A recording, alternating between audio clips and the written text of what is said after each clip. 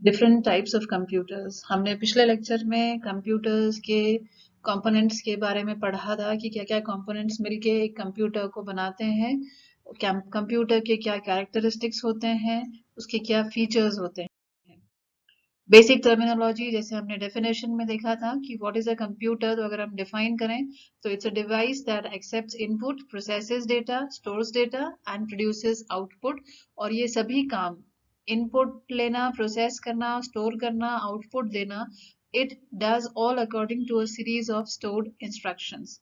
Computer के components में हमने देखे थे कि कंप्यूटर में हार्डवेयर होता है, सॉफ्टवेयर होता है। कंप्यूटर जो काम करता है, it uses a network and peripheral devices. Hardwares में हमने देखा था कि जो भी इलेक्ट्रॉनिक एंड मैकेनिकल डिवाइसेस हैं जो प्रोसेस करने के लिए काम में आते हैं डेटा के, जो पेरिफेरल डिवाइसेस हैं वो सभी हार्डवेयर में हैं। सॉफ्टवेयर है एक प्रोग्राम जो कंप्यूटर को बताता है कि किसी भी कार्य को किस तरह से पूरा करना है। नेटवर्क, जो कंप्यूटर्स आपस में कनेक्टेड होते हैं to share data and programs, वो उसका नेटवर्क कहलाता है। और पेरिफेरल डिवाइसेस वो होते हैं जो कंप्यूटर के आउटपुट, इनपुट और स्टोरेज कैपेबिलिटी को एक्सपैंड करते हैं, ये पेरिफेरल डिवाइसेस होते हैं। तो ये बेसिक कंप्यूटर के बारे में कि कंप्यूटर की डेफिनेशन क्या है, उसके कंपोनेंट्स कौन से होते हैं, वो किस तरह से काम करता है। कंप्यूटर्स को अगर हम क्लासिफाई करें तो they can be classified on two basis. पहला तो है on the basis of function कि वो किस तरह का काम करते हैं, उनकी फंक्शनैलिटी क्या है उस बेसिस पे। And the other is on the basis of size, speed and cost. Function के आधार पर अगर हम उनको देखें तो they can be divided into three types. वो थ्री टाइप्स हैं एनालॉग, डिजिटल एंड हाइब्रिड। तो three types of computers according to their function. Analogue computer, आज के कंप्यूटर से अगर हम इसको कंपेयर करें तो it seems an older version. ये फर्स्ट यूज हुए थे इन 1950s एंड 60s में, जब कंप्यूटर का इवोल्यूशन हो ही रहा था कि उसमें बहुत सारे चेंजेस, मॉडिफिकेशंस हो रहे थे। उसको अच्छा बनाने के लिए, उसकी प्रोसेसिंग स्पीड को बढ़ाने के लिए, उससे कई दूसरे और काम करवाने के लिए। तो एनालॉग कंप्यूटर वो होता है जो कि कंटिन्यूअस चेंजेबल एंटिटीज जैसे कि मैकेनिकल, इलेक्ट्रिकल, हाइड्रोलिक एक्सेट्रा को यूज करता है। इन सब के यूज से वो अपना काम करता है। It functions along with these entities. ये डिस्क्रीट वैल्यूज को यूज नहीं करते हैं बल्कि कंटिन्यूअस वैल्यूज को यूज करते हैं। तो इसलिए ये एनालॉग सिग्नल पे काम करते हैं। ये सिग्नल भी कंटिन्यूअस सिग्नल्स हैं जो कि टाइम वेरिंग फीचर्स के साथ में आते हैं। एनालॉग कंप्यूटर्स अभी भी जो यूज किए जाते हैं वो कुछ स्पेसिफिक एप्लीकेशंस में इस्तेमाल होते हैं, जैसे कि फ्लाइट कंप्यूटर है एयरक्राफ्ट्स के अंदर, शिप्स में या सबमरीन्स में। और कुछ हमारे डेली लाइफ के जो इक्विपमेंट्स हैं, रेफ्रिजरेटर हुए, कार के या गाड़ी के हमारा स्पीडोमीटर हुआ, जो कि कंटिन्यूअस वैल्यूज डिपिक्ट करते हैं, वहां पर इन एनालॉग कंप्यूटर्स को अभी भी यूज किया जाता है। डिजिटल कंप्यूटर एनालॉग से कई गुना ज्यादा अच्छे से जो फंक्शन करते हैं वो डिजिटल कंप्यूटर्स हैं। Computer that performs calculations and logical operations with quantities represented as digits, usually in the binary number system. ऐसे कंप्यूटर जो अपनी कैलकुलेशंस और ऑपरेशंस बाइनरी नंबर सिस्टम, ये बाइनरी नंबर यानी दो नंबर का सिस्टम जो है, जो 0 और 1, इन दो डिजिट्स को यूज करते हुए अपने सारे कैलकुलेशंस और लॉजिकल ऑपरेशंस परफॉर्म करते हैं, वो डिजिटल कंप्यूटर्स के अंतर्गत आते हैं। ये इंफॉर्मेशन को जो डिस्क्रीट फॉर्म में है उसको प्रोसेस करते हैं। एनालॉग वाले कंटिन्यूअस फॉर्म वाले डेटा को या इंफॉर्मेशन को प्रोसेस करते थे। तो this computer is capable of solving problems bye processing information expressed in discrete forms. और ये मैनिपुलेट करता है कॉम्बिनेशंस ऑफ बाइनरी डिजिट्स। 0 और 1 के जो डिजिट्स हैं दोनों, इनके कॉम्बिनेशन से ये परफॉर्म कर सकता है mathematical calculations, organise and analyse data, control industrial and other processes, कि जहां पर इनको लगाया जाता है किसी भी काम को पूरा करने के लिए, तो उन सब के कंट्रोल, चाहे वो इंडस्ट्रियल या दूसरे प्रोसेसेस हों, या ग्लोबल वेदर पैटर्न्स को सिमुलेट करना हो, डायनामिक सिस्टम्स, वहां पर ये सभी अपने इन बाइनरी नंबर सिस्टम से फंक्शन करते हैं। एग्जाम्पल्स में अगर हम देखें कि IBM का जो पीसी है, एप्पल मैक है, कैलकुलेटर्स हैं, डिजिटल वॉचेस हैं, जो इस तरह परफॉर्म करते हैं।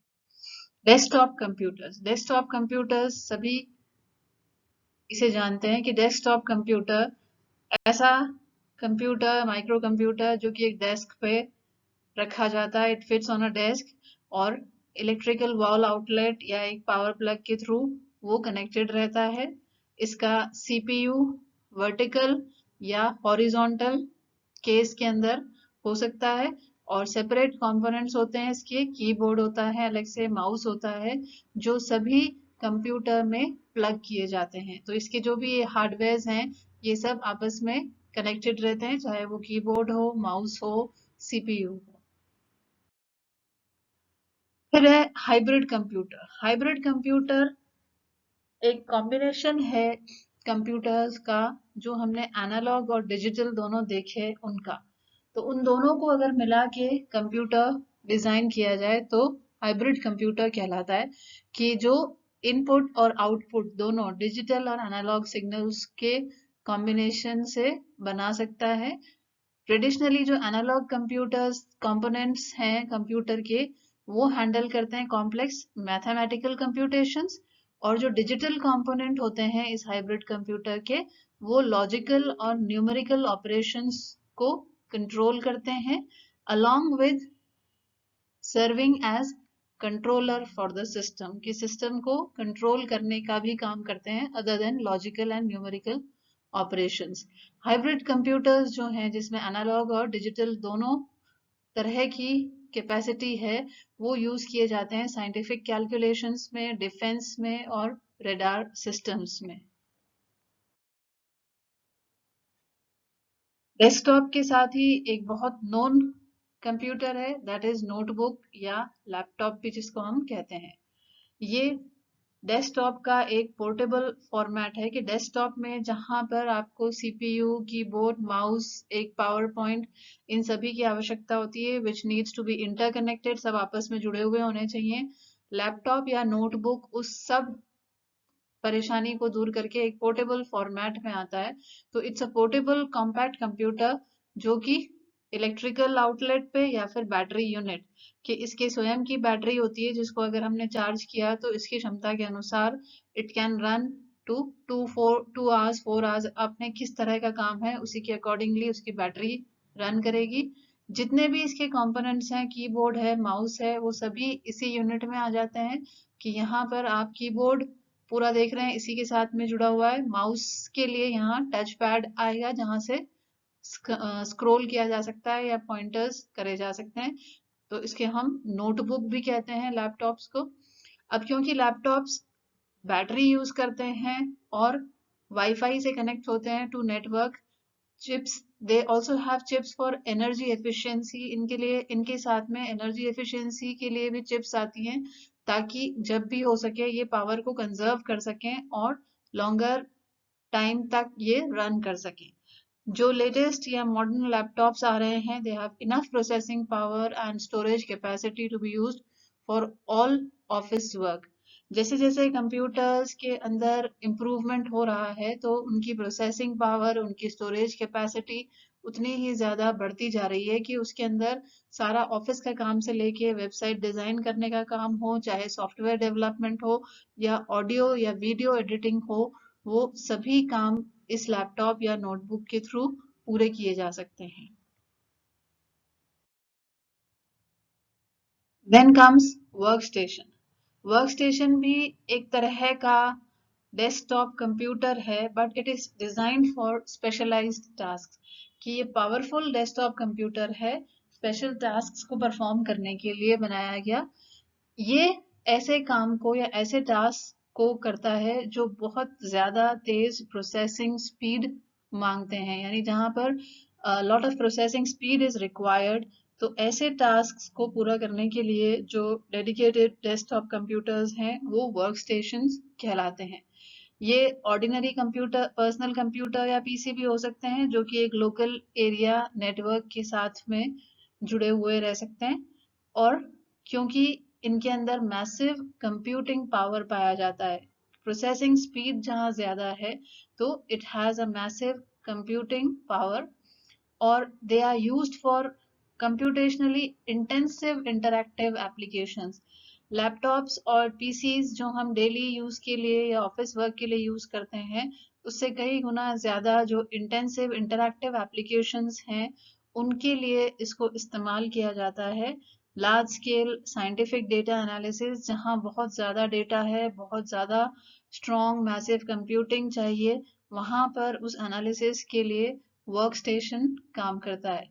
वर्क स्टेशन और डेस्कटॉप कंप्यूटर्स के बीच में जो लाइन है वो बहुत ही धुंधली है कि वहां पर हम क्लियरली अगर कि ये वर्क स्टेशन है या यहाँ पर डेस्कटॉप के पावर खत्म होते हैं वर्क स्टेशन के शुरू होते हैं, तो it is a distinct, less distinct line उन दोनों के बीच में। अब अगर कंप्यूटर को हम क्लासिफाई करें on the basis of size, speed and cost, function के बेसिस पे हमने देख लिया कि एनालॉग हो सकता है, डिजिटल हो सकता है, या फिर हाइब्रिड जो दोनों का कॉम्बिनेशन है।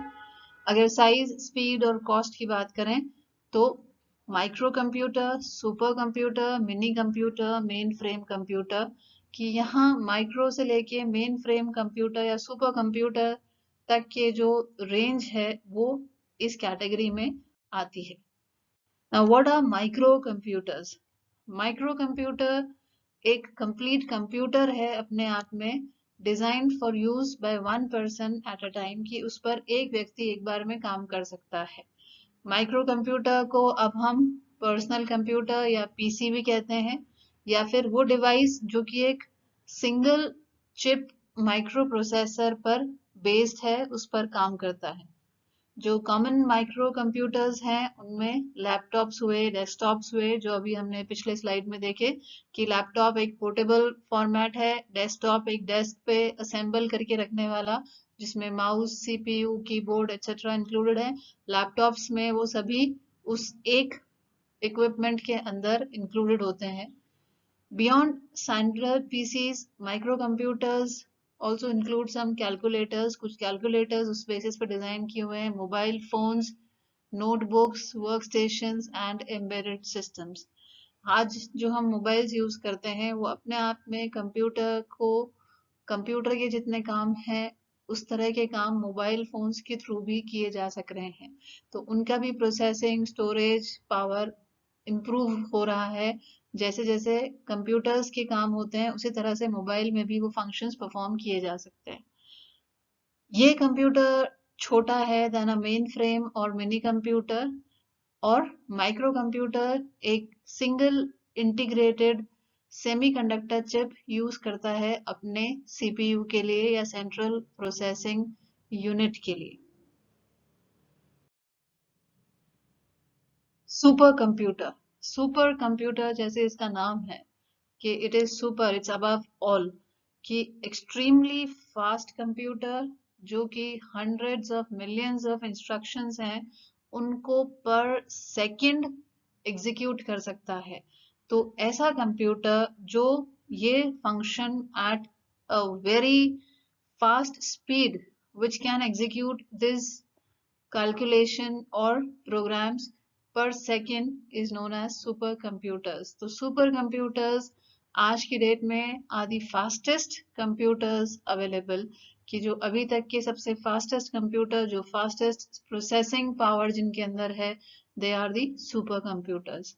क्योंकि इनकी क्षमता, इनकी प्रोसेसिंग, इनका स्टोरेज, हर चीज एक मैसिव लेवल पर है, तो दीज आर वेरी एक्सपेंसिव, और ये स्पेशलाइज्ड एप्लीकेशंस के लिए एम्प्लॉय किए जाते हैं या they are deployed for specific functions that require immense amount of mathematical calculations, कि जहां पर बहुत ही ज्यादा, एक लगभग इन्फिनिट नंबर ऑफ कैलकुलेशंस हैं, नंबर क्रंचिंग है, जहां पर वहां पर इनको डिप्लॉय किया जाता है, इनको यूज किया जाता है सुपर कंप्यूटर्स को एग्जाम्पल जैसे अगर हम देखें वेदर फोरकास्टिंग की, अगर आने वाले मौसम का पूरा हमें हाल मालूम करना है, तो सारे डेटा को प्रोसेस करके और नेक्स्ट डे का या आने वाले समय का वेदर फोरकास्ट करने के लिए, साइंटिफिक सिमुलेशंस के लिए कि जो एनिमेटेड ग्राफिक्स हैं उनके लिए, फ्लूइड डायनामिक कैलकुलेशंस के लिए, न्यूक्लियर एनर्जी रिसर्चेस के लिए कि जहां पर मिसाइल्स बन रहे हैं या न्यूक्लियर एनर्जी के जो प्रोजेक्ट्स हैं, वहां जो कैलकुलेशंस हैं, वहां जितने फंक्शंस हैं इस कंप्यूटर में प्रोसेस किए जा सकते हैं, डिजाइनिंग के हैं, चाहे वो इलेक्ट्रॉनिक डिजाइन हुआ, और जियोलॉजिकल डेटा जहां पेट्रोकेमिकल प्रोस्पेक्टिंग के लिए स्पेशली जैसे यूज करना है। तो इस तरह के typical and immense amount of mathematical calculation वाले कामों के लिए सुपर कंप्यूटर्स को यूज किया जाता है। तो ये देश का एक बहुत बड़ा एसेट होता है कि वहां पर सुपर कंप्यूटर्स किस किस काम में लगे हुए हैं। Then comes the mini computer. Mini computer छोटे डिजिटल कंप्यूटर्स हैं जो नॉर्मली प्रोसेस करते हैं और स्टोर करते हैं छोटा या कम डेटा देन मेन फ्रेम, लेकिन माइक्रो कंप्यूटर से ज्यादा।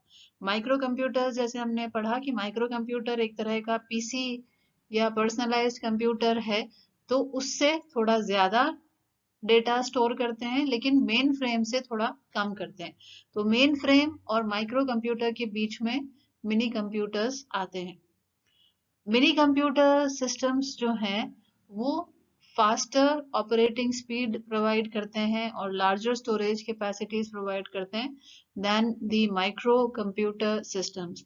तो जो लैपटॉप्स या पीसीज हम यूज करते हैं, डेस्कटॉप यूज करते हैं, उनसे थोड़ा फास्टर इनकी स्पीड होती है ऑपरेट करने की, और स्टोरेज कैपेसिटी भी कंपेरेटिवली उन कंप्यूटर्स से ज्यादा होती है जो माइक्रो कंप्यूटर की रेंज में आते हैं।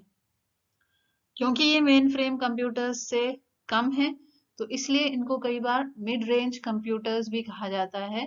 और ये एक छोटे साइज, छोटे से मध्यम आकार के जो बिजनेस एनवायरनमेंट है, वहां पर कंप्यूटिंग नीड्स को पूरा करते हैं। ये industries, research organisations, colleges, universities etcetera में यूज किए जाते हैं। नाउ मेन फ्रेम से थोड़े छोटे होते हैं मिनी कंप्यूटर्स। तो what is a main frame computer? Main frame computer यहाँ आप जैसे देख रहे हैं कि मल्टी यूजर कंप्यूटर सिस्टम है, कि जहां पर यूजर एक से ज्यादा है।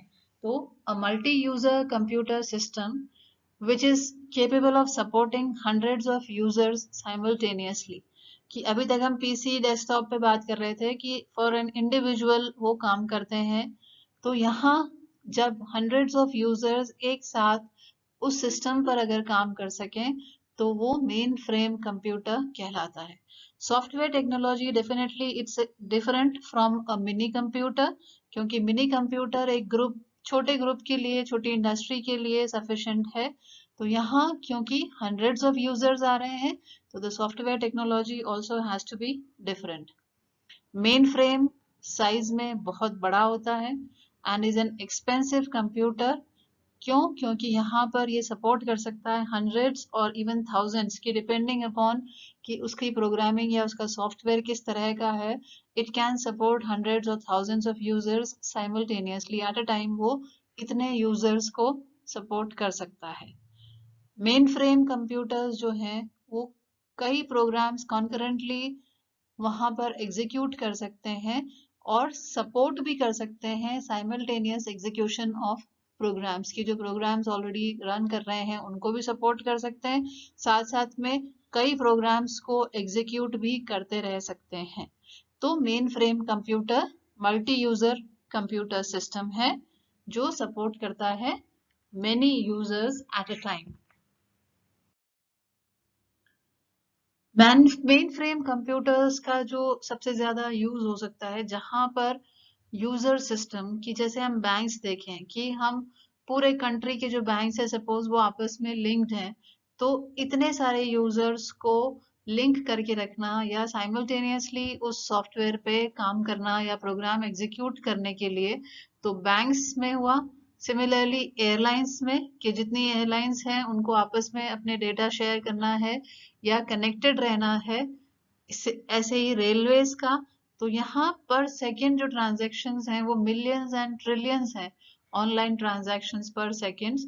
तो उन कंप्यूटर्स, मेन फ्रेम कंप्यूटर्स ऐसे ऑर्गेनाइजेशंस के लिए सबसे ज्यादा हेल्पफुल होता है अपने ट्रांजैक्शंस के केस में। मेन फ्रेम कंप्यूटर के इम्पोर्टेंट फीचर्स क्या हैं? क्योंकि इतना बड़ा सिस्टम है, so it has to be big in size, size में, आकार में बड़ा है। Because it supports hundreds and thousands of users, तो hundreds time faster than servers है, तो सर्वर्स से कई 100 गुना फास्टर इसकी स्पीड है। टिपिकली 100 मेगाबाइट्स पर सेकेंड, यानी पर सेकेंड ये 100 मेगाबाइट्स तक के डेटा को प्रोसेस कर सकता है। इट्स वेरी एक्सपेंसिव कि इंडिविजुअल व्यक्ति के लिए, क्योंकि ये यूज भी नहीं है, एक मल्टीपल यूजर कंप्यूटर है, तो ऐसे ऑर्गेनाइजेशंस के लिए ये बेनिफिशियल है, so it is very expensive. Then जो मैन्युफैक्चरर्स हैं वो इसके प्रोप्राइटरी ऑपरेटिंग सिस्टम प्रोवाइड करते हैं, उसी ऑपरेटिंग सिस्टम को ये यूज करता है। साथ ही में इसका इनबिल्ट हार्डवेयर है, सॉफ्टवेयर है और फर्मवेयर सिक्योरिटी फीचर्स इसके अपने जो मैन्युफैक्चरर्स हैं वो इसके साथ में इसको प्रोवाइड करते हैं। नाउ सर्वर की मेन फ्रेम सर्वर से ज्यादा स्पीड से काम करता है। तो सर्वर क्या हुआ? सर्वर यानी जो सर्व करता है।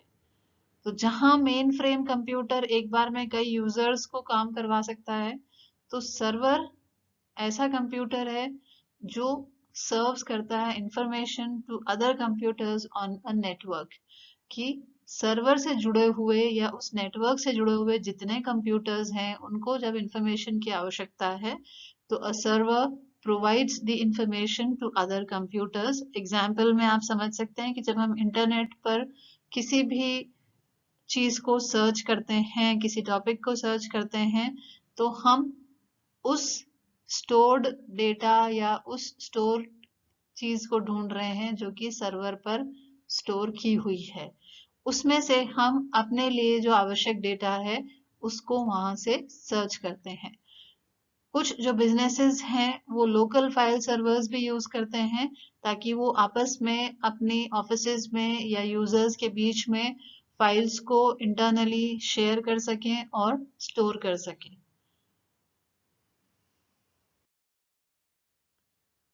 हाई प्रोसेसिंग स्पीड्स सर्वर्स में पाई जाती हैं और ये एक या एक से ज्यादा सर्विसेज प्रोवाइड करते हैं अदर सिस्टम्स को on the network. They may और may not have screens attach to them, कि जब हम सर्वर्स और मेन फ्रेम और कंप्यूटर्स को देखते हैं तो वो एक नॉर्मल जो कंप्यूटर का हमारा परसेप्शन है कि एक मॉनिटर होता है, उसके साथ माउस, कीबोर्ड एक्सेट्रा, सीपीयू ये होने चाहिए, या लैपटॉप है जिस तरह से। तो मेन फ्रेम सर्वर्स एक्सेट्रा इनके अंदर इस तरह से स्क्रीन मे बी अटैच्ड और मे नॉट बी अटैच्ड। तो अ ग्रुप ऑफ कंप्यूटर्स या डिजिटल डिवाइसेस जो इसके साथ जुड़े हुए हैं टू शेयर रिसोर्सेज, यानी कि जो रिसोर्सेज उनके पास हैं वो आपस में शेयर करने के लिए, तो that is called a network, कि एक जाल जो आपस में इन सबको कनेक्ट करता है, जितने भी डिजिटल डिवाइसेस या कंप्यूटर्स आपस में जुड़े हुए हैं। सर्वर्स की क्योंकि हाई प्रोसेसिंग पावर होती है और मल्टीपल रिक्वेस्ट साइमल्टेनियसली वो प्रोसेस कर सकते हैं, कि ऐसा नहीं है एक बार किसी एक सिस्टम ने कोई इंफॉर्मेशन मांगी तो वो उसको प्रोसेस करते हुए दूसरों को सिस्टम से इंफॉर्मेशन नहीं देगा। साइमल्टेनियसली कि जितने उससे जुड़े हुए सिस्टम्स हैं उन सभी में आवश्यकता अनुसार जो भी रिक्वेस्ट्स है उन सबको ये सर्व करता है। सबसे कॉमनली जो फाउंड सर्वर्स होते हैं नेटवर्क में वो इंक्लूड करते हैं फाइल या storage server, game server, application server, database server, mail server and print server. तो डिफरेंट जो सर्वर्स हैं नेटवर्क पर अवेलेबल हैं वो इन कैटेगरीज में आते हैं। अब कंप्यूटर्स के कैरेक्टरिस्टिक्स, उनके डिजाइन, उनके फीचर्स वो सब हमने देखे। उसके बाद हम देखते हैं कि कंप्यूटर्स के बहुत एडवांटेजेस है। डेली लाइफ में भी हम जब इसको यूज कर रहे हैं तो ये हमारे काम को बहुत आसान बना देता है। नाउ जैसे कि हमने कैरेक्टरिस्टिक्स देखे तो एडवांटेजेस जो हैं वो हम इसके जान गए कि सबसे पहला कि computers can do the same task repetitively with same accuracy। Computer के कैरेक्टरिस्टिक्स में हमने देखा था कि किसी भी व्यक्ति को अगर एक ही काम बार बार करवाया जाए तो वो रिपीटेटिवली उसको करने में उसकी क्षमता भी घटेगी और एक्यूरेसी भी उस काम की घटेगी। But computers do it with same accuracy. Then हमारी तरह से ह्यूमन बीइंग की तरह से they do not get tired और बोर्ड कि एक ही काम को हजार बार करने पर टायर्ड या बोर्ड हो रहे हैं कि फिटीग आ रहा है, थकान हो रही है। कंप्यूटर्स इस तरह से टायर्ड या बोर्ड नहीं होते। कंप्यूटर्स रूटीन टास्क कर सकते हैं जिससे कि ह्यूमन बीइंग्स को या ह्यूमन रिसोर्स को दूसरे इंटेलिजेंट फंक्शंस के लिए फ्री छोड़ा जा सके। जो रूटीन टास्क है वो कंप्यूटर्स स्वयं से पूरा कर ले। नाउ जहां एडवांटेजेस हैं वहीं पर डिसएडवांटेजेस भी हैं कंप्यूटर्स की। इतनी एडवांटेजेस होने के बावजूद कुछ डिसएडवांटेजेस जो मेन है, सबसे पहला है कि दे हैव नो इंटेलिजेंस। उनकी अपनी कोई इंटेलिजेंस नहीं है। They are the artificial intelligence. वो सिर्फ हमारे इंस्ट्रक्शंस जो हमने उनको एक सॉफ्टवेयर या प्रोग्राम में डाल के दिए हैं, they follow it blindly without considering the outcome। उनको आउटकम क्या होगा या होना चाहिए उससे नहीं कोई भी वास्ता है। वो सिर्फ जो इंस्ट्रक्शंस उनको प्रोवाइड किए हैं उसके ऊपर काम करके और आउटकम या आउटपुट दे देते हैं। तो क्योंकि उनकी इंटेलिजेंस स्वयं की नहीं है, they are totally based, their function is based on the instructions given to them। Then regular electric supply. कोई भी कंप्यूटर हो, चाहे वो बैटरी से जुड़ा हुआ हो या इलेक्ट्रिकल सप्लाई उसमें दी जा रही हो, तो उसको रन करने के लिए रेगुलर इलेक्ट्रिक सप्लाई नेसेसरी है, जो कि पॉसिबल नहीं हो सकता है कई बार जहां हम ऐसी जगह हैं जहां पर कि बिजली की व्यवस्था नहीं है। ऐसे केस में एक लिमिटेड टाइम के लिए हम उस कंप्यूटर को रन कर सकते हैं, बट नॉट फॉर ऑलवेज। तो ये कंप्यूटर्स के टाइप्स हुए, कंप्यूटर्स की बेसिक कैरेक्टरिस्टिक्स हुई। अलग अलग कौन से computer based on the functions and on the basis of speed, size, cost, ये सारे कंप्यूटर्स के प्रकार हुए। Thank you.